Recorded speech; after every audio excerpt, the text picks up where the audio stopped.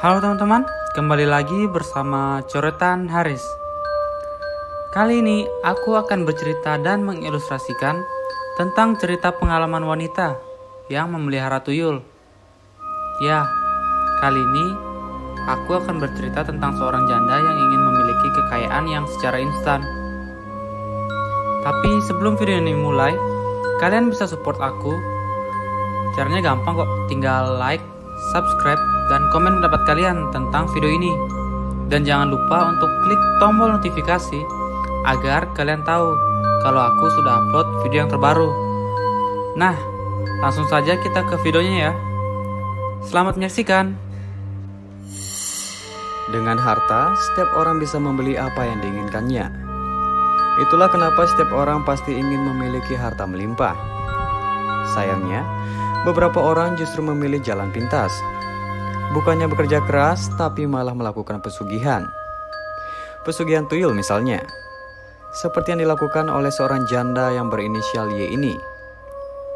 Ya, janda yang sudah setahun ditinggal suaminya ini memang harus menghidupi dua anaknya yang masih kecil-kecil sendirian. Menjadi tulang punggung keluarga ternyata membuatnya menyimpang dari agama, sehingga memutuskannya untuk pergi ke dukun. Janda dua orang anak ini memutuskan untuk memilih pesugihan tuyul karena dirasa paling ringan resikonya.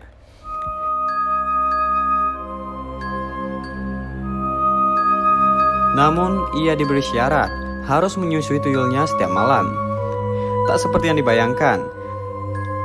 Ternyata menyusui tuyul tidaklah sama seperti menyusui anak karena rasa sakitnya sangat luar biasa. Sesekali ia merintih kesakitan.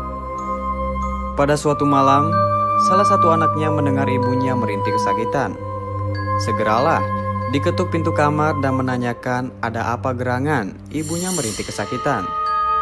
Namun, karena tugasnya belum selesai, ia tak menghiraukan panggilan anaknya dan tetap melanjutkan menyusui tuyulnya dengan menahan rasa sakit yang amat dalam.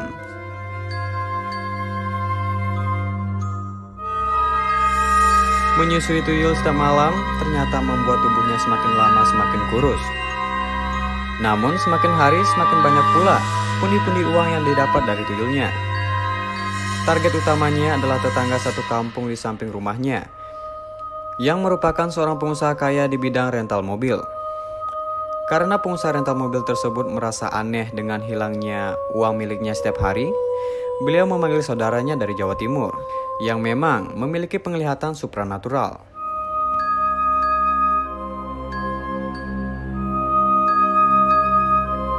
Suatu malam, pengusaha rental mobil itu sedang berbincang dengan saudaranya dari Jawa Timur tersebut. Ia menceritakan semua kejadian janggal yang akhir-akhir ini dialaminya hingga larut hampir tengah malam. Tiba-tiba, daun-daun di pepohonan depan rumahnya bergerak. Ternyata tuyul milik si janda tersebut sedang akan beraksi kembali. Sayang seribu sayang, saudara dari pengusaha rental mobil itu bisa melihatnya.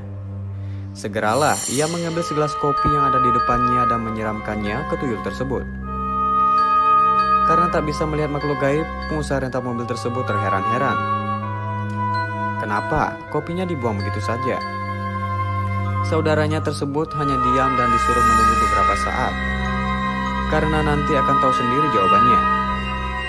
Jawaban tersebut semakin membuatnya bingung. Benar saja, beberapa saat kemudian, janda dua orang anak pemilik tuyul tersebut datang dengan muka yang seperti habis ketumpahan kopi hitam. Dari situlah, pengusaha rental tersebut sadar kalau kopi yang disiramkan saudaranya tadi. Akhirnya saudaranya tadi menjelaskan kalau si janda ini memiliki tuyul yang tadi disiramnya menggunakan segelas kopi. Mendengar penjelasan seperti itu, pengusaha rental mobil tersebut marah besar kepada janda dua anak itu. Si janda pun menangis sambil memohon maaf karena selama ini telah mengambil banyak harta miliknya melalui tuyulnya. Beruntung salah satu tokoh kampung datang untuk menengahi. Singkat cerita, kesepakatan terjadi di mana janda tersebut akan mengembalikan semua harta yang diambilnya. Namun, pagi harinya janda tersebut terlihat lemah setelah bangun tidur. Ia seakan tak punya kekuatan untuk bangun dari tempat tidurnya. Anak-anaknya pun menangis sekencang-kencangnya melihat kejadian ini. Sontak para tetangga datang, termasuk para tokoh agama. Ternyata ajalnya sudah sangat dekat. Tapi sakaratul mautnya begitu lama dan sangat menyakitkan. Setelah dibacakan doa oleh seorang tokoh agama di kampungnya, ia pun